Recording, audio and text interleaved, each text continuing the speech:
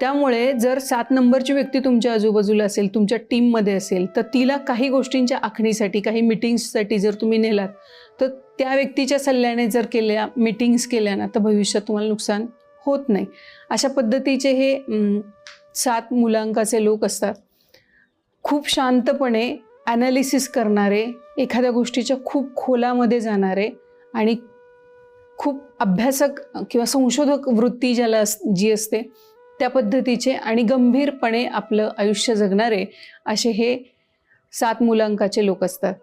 मी मगाशीही सांगितलं तुम्हाला की ज्योतिषशास्त्र असेल, गूढविद्या असेल किंवा आपण ज्याला म्हणतो एखादा हेर असतो ना, हेर जे काम करतो, गुप्तहेर, तर तसं गुप्तहेरीची जी कामं असतात ना, ती कामंसुद्धा ही लोक खूप चाणाक्ष पद्धतीने करू शकतात. ज्या ज्या क्षेत्रामध्ये संशोधन आहे त्या त्या क्षेत्रांमध्ये हे लोक खूप चांगलं